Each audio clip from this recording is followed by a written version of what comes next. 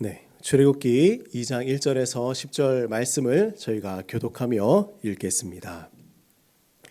레위 가족 중 한 사람이 가서 레위 여자에게 장가 들어 아들을 낳으니 그가 잘생긴 것을 보고 석 달 동안 그를 숨겼으나 더 숨길 수 없게 되매 그를 위하여 갈대 상자를 가져다가 역청과 나무진을 칠하고 아기를 거기 담아 나일강 갈대 사이에 두고 그의 누이가 어떻게 되는지를 알려고 멀리 섰더니 바로의 딸이 목욕하러 나일강으로 내려오고 시녀들은 나일강가를 거닐 때에 그가 갈대 사이의 상자를 보고 시녀를 보내어 가져다가 불쌍히 여겨 이르되 이는 히브리 사람의 아기로다. 그의 누이가 바로의 딸에게 이르되 내가 가서 당신을 위하여 히브리 여인 중에서 유모를 불러다가 이 아이에게 젖을 먹이게 하리이까. 바로의 딸이 그에게 이르되 가라 하매 그 소녀가 가서 그 아기의 어머니를 불러오니 바로의 딸이 그에게 이르되 이 아기를 데려다가 나를 위하여 젖을 먹이라. 내가 그 삭을 주리라.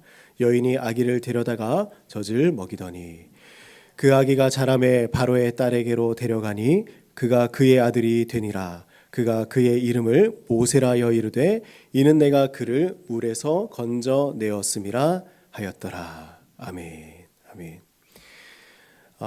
오늘은 어린이 주일입니다. 그래서 오늘 말씀을 조금 다르게 몇 가지를 좀 첨가해서 예배를 말씀을 나누고자 합니다.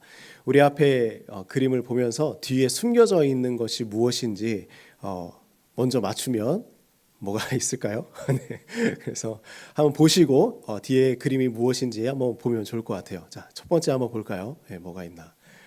네. 모르겠죠, 전혀? 네, 두 번째 거 한번 봅시다. 네, 두 번째 거. 네. 뭐예요? 뭘까요? 손과 같이도 생겼네요. 자, 세 번째 한번 봅시다. 모르겠어요? 모르겠어요? 네 번째 한번 펼쳐볼까요? 뭘까요? 뭐가 그림이 나오고 있죠? 그 다음 거 한번 봅시다.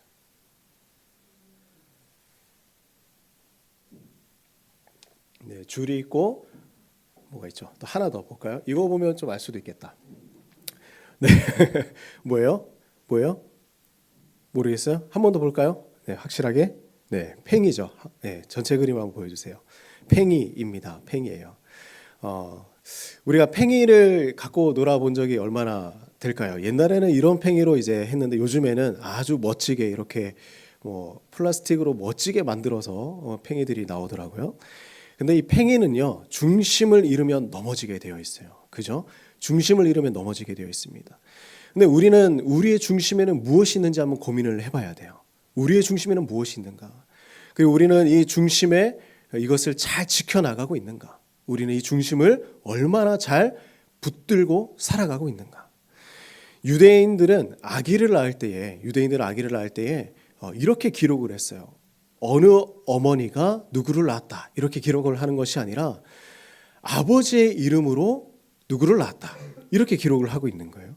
마태복음 1장의 말씀을 보면 이렇게 기록합니다. 아브라함이 이삭을 낳고 이삭은 야곱을 낳고 그래서 아버지의 이름이 누구를 낳고 아버지의 이름이 누구를 낳고 이런 거 보면 좀 기분이 나쁠 수 있어요. 왜냐하면 우리 어머니들이 그 고생하고 그 아픔을 참고 아이들을 이렇게 태어나게 했잖아요. 그런데 이름은 누구만 기억이 됩니까?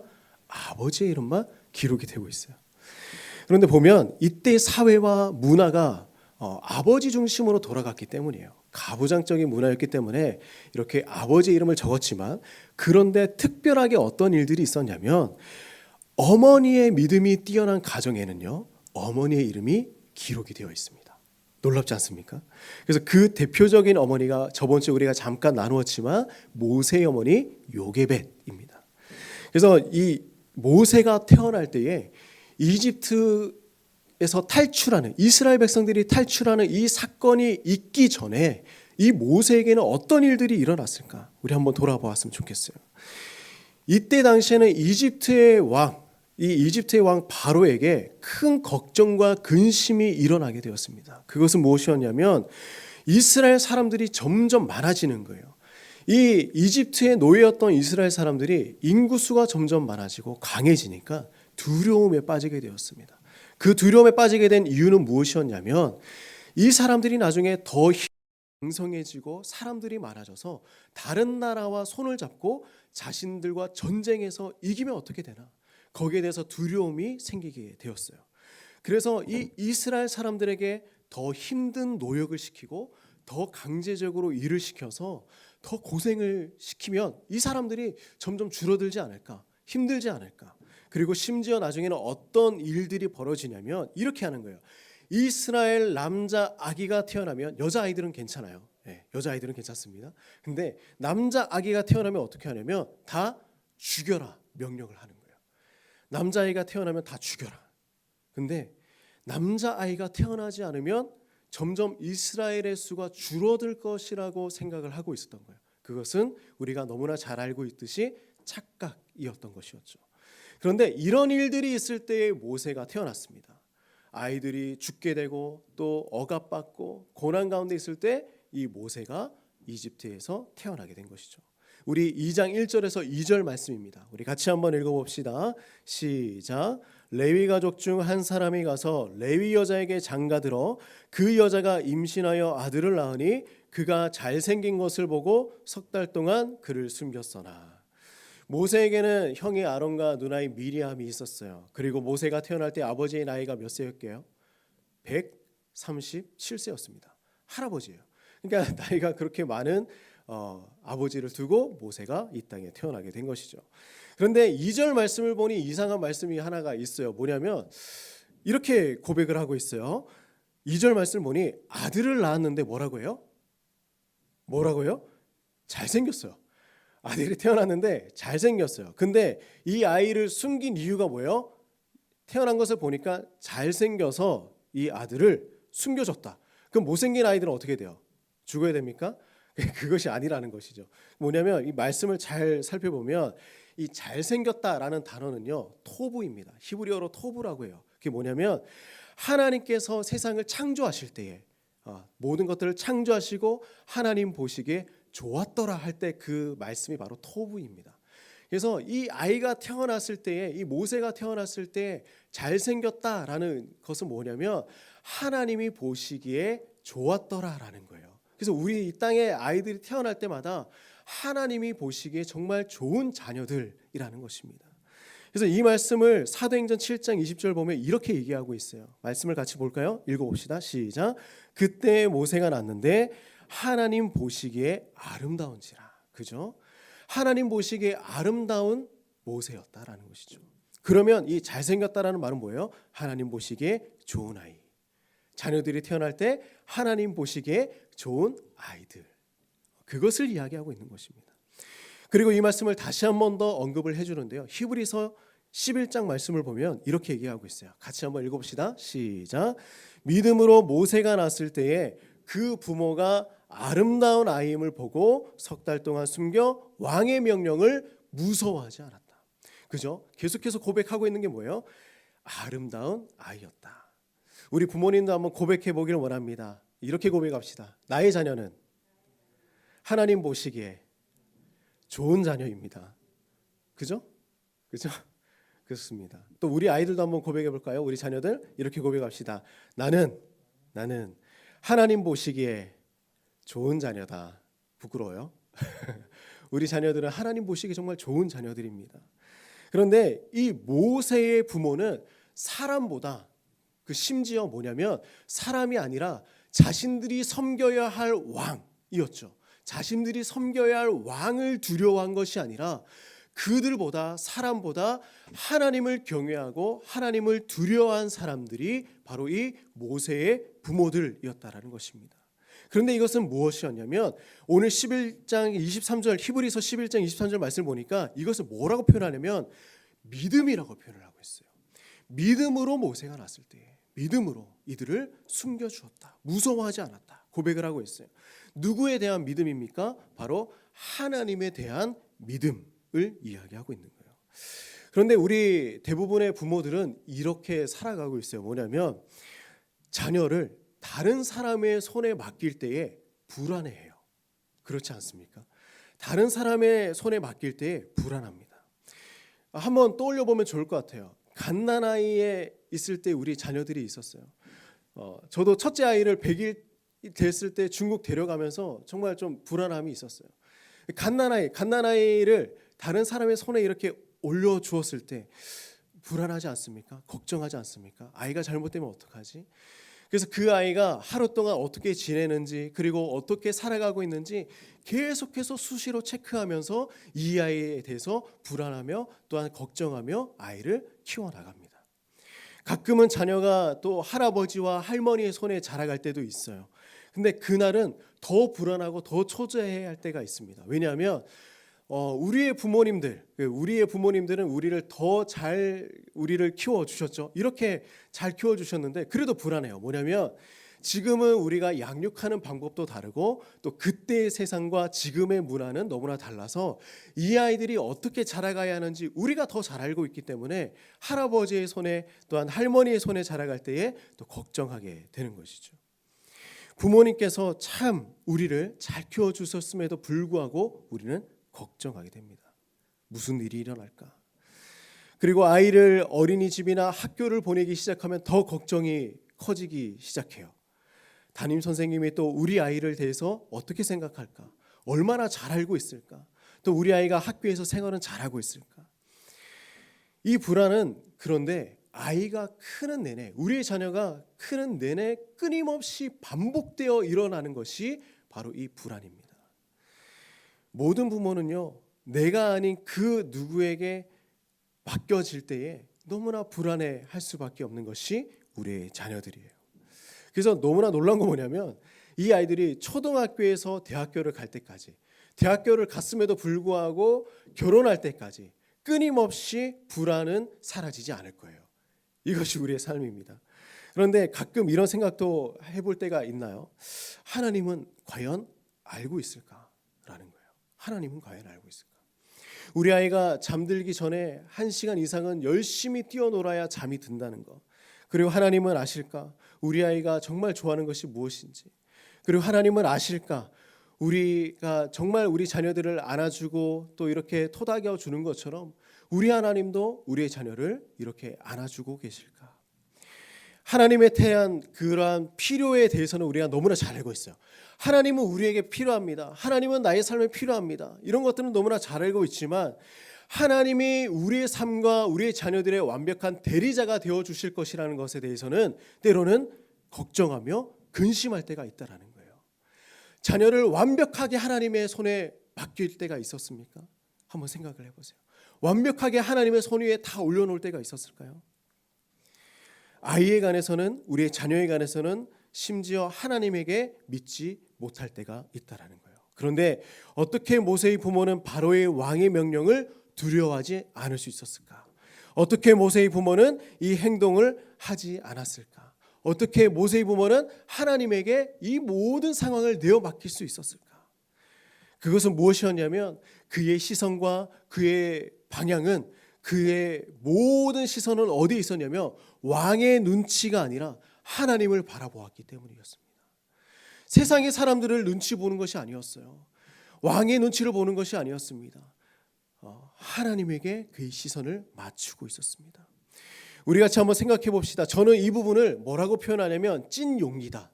찐이다. 찐 용기다. 진짜 용기다. 찐 믿음이다. 진짜 믿음이다. 라고 고백을 하고 싶어요. 참 용기 있는 사람은 어떤 사람이었을까요? 무서운 곳에 잘 가는 사람도 아니고 공포 영화를 잘 보는 사람도 아니고 높은 곳에 올라가서 용기 있게 뛰어내리는 사람도 아닙니다.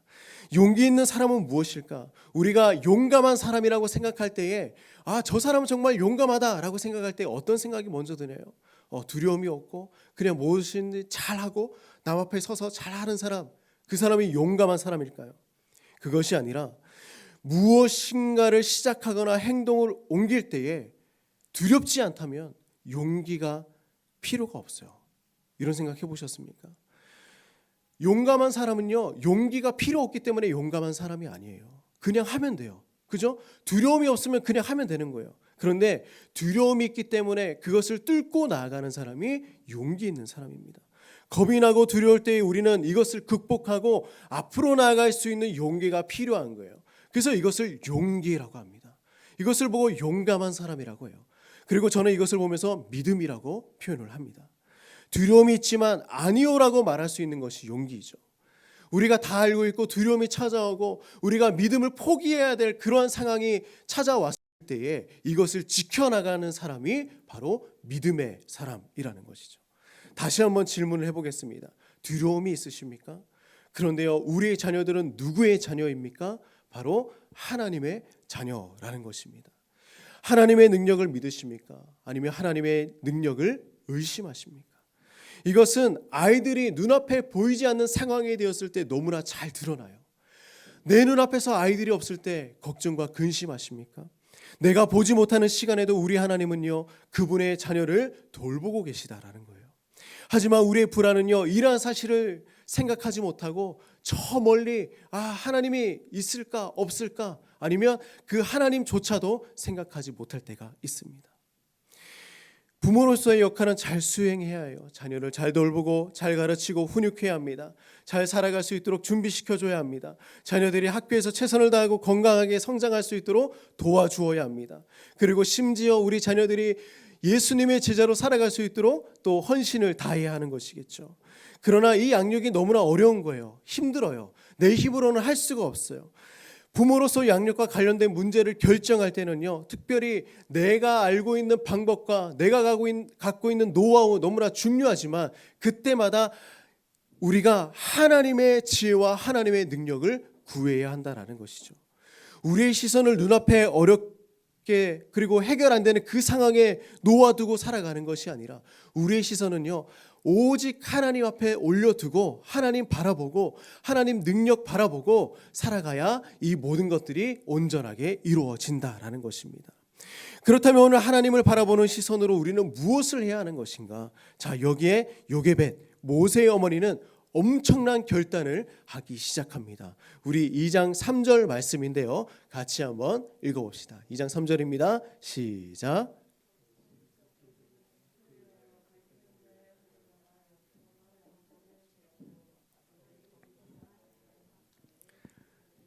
네, 이제는 더 숨길 수 없는 상황이 되었어요.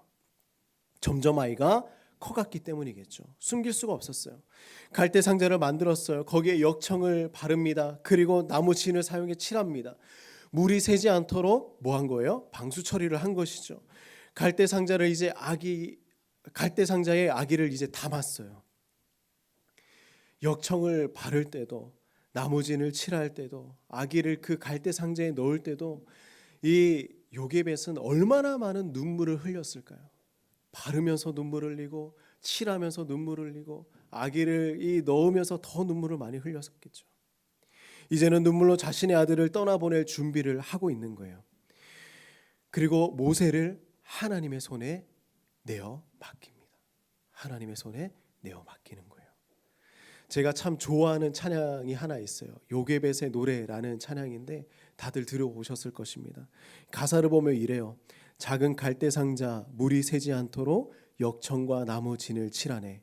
어떤 마음이었을까? 그녀의 두 눈엔 눈물이 흐르고 흘러 동그란 눈으로 엄마를 보고 있는 아이와 입을 맞추고 상자를 덮고 강가를 띄우며 간절히 기도했겠지.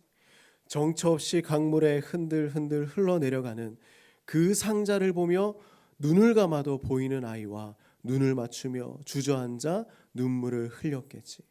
너의 삶의 참 주인, 너의 참 부모이신 하나님, 그 손에 너의 삶을 맡긴다. 너의 삶의 참 주인, 너를 이끄시는 주 하나님, 그의 손에 너의 삶을 드린다. 모세의 어머니는요, 이 상황에서 무엇을 배웠을까요? 갈대 상자에 담으면서 무엇을 배웠을까요? 너의 주인이 내가 아니라 하나님이구나. 너의 주인이 내가 아니라 너의 삶을 이끌어 내실 분이 내가 아니라 하나님이구나. 모세의 어머니는 그것을 깨달은 것이죠. 그래서 어머니의 자리에서 아들 모세를 위해서 할 수 있는 일은 아무것도 없었어요. 그저 기도하면서 하나님께 자신의 아들을 내어 맡기는 일, 이것 하나만 남았던 것이었습니다. 인정하기는 싫어요. 우리 모두는, 우리 부모는 정말 부족하기 그지없는 부모입니다. 그러나 우리의 자녀는 완벽한 하나님과 평생을 동행하면서 살아갈 것입니다. 그리고 이러한 목적을 향한 하나님의 일하심은요, 이미 수천 년 전부터 하나님은 계획하고 계셨어요. 하나님은 이미 다 계획하고 계셨습니다. 모든 부모가 형편없다는 이야기가 아니라 우리는 하나님만큼 완벽할 수 없는 부모라는 거예요. 그래서 우리는 넘치는 사랑과 은혜로 채워진 그 하나님의 손 위에 우리의 자녀를 올려놓아야 하는 것입니다. 우리 시편 139편 16절 말씀이요, 이런 말씀이 기록되어 있습니다. 우리 같이 한번 읽어봅시다. 시작. 내가 태어나기도 전에도 주님은 나를 보고 계셨으며 내가 살아가는 날 그 하루가 시작되기도 전에 주께서는 모든 날수를 이미 주님의 책에 기록해 두셨지요. 내가 태어나기도 전에 주님은 나를 보고 계셨어요. 내가 살아가는 날 그 하루가 시작되기도 전에 주님은 모든 날수를 이미 다 기록해 놓으셨다고 말씀을 하고 있습니다. 우리는 주님의 계획 속에서 살아가고 있는 사람들입니다. 주님은 우리의 자녀의 성격과 남과 다른 부분과 무엇이 필요한지에 대해 나와는 비교할 수 없을 정도로 모든 것들을 다 알고 계시는 분이 우리 하나님이세요. 다시 말하면요, 하나님은 우리보다 더 완벽한 하나님이라는 것입니다. 우리의 작은 돌봄이 아니라 형언할 수 없는 그 주님의 놀라운 은혜와 그 손길에 우리의 모든 삶을 내어 맡기시기를 주님의 이름으로 축복합니다. 우리의 부모들도 우리의 자녀들도 두려운 상황이 올지도 몰라요. 물론 그러한 모세와 같은 상황이 아닐지도 모르죠. 그러나 하나님을 바라볼 수 있는 참 용기, 참 믿음을 보여주며 살아내시기를 주님의 이름으로 축복합니다. 나의 자녀를 갈대 상자에 넣어서 나일강에 띄워놓을 수 있는 믿음, 나의 상황과 환경을 나의 그 갈대 상자에 넣어서 하나님의 손에 내어 맡길 수 있는 그 믿음, 이것이 우리의 삶의 중심 되기를 주의 이름으로 간절히 소망합니다. 갈대 상자를 품어서 안고 계시는 그 하나님의 손길을 기억하시기를 주님의 이름으로 축복합니다. 우리 마지막에 이 말씀을 같이 한번 읽고 우리 기도하며 나갑시다. 시작. 갈대 상자와 같은 상황이 올 때도 하나님만 바라보는 부모와 자녀로 살아갑시다. 아멘. 우리 한번 이렇게 기도합시다. 우리 기도할 때에 우리 자녀들이 갈대 상자에 놓이는 상황이 되었을 때에 그곳이 하나님의 손 위에 있게 하여 주시옵소서. 하나님의 품 안에 있게 하여 주시옵소서. 우리 부모들이 두려워하지 않는 믿음으로 하나님 바라보며 살아갈 수 있도록 인도하여 주시옵소서. 우리 같이 한번 기도하며 나갑시다.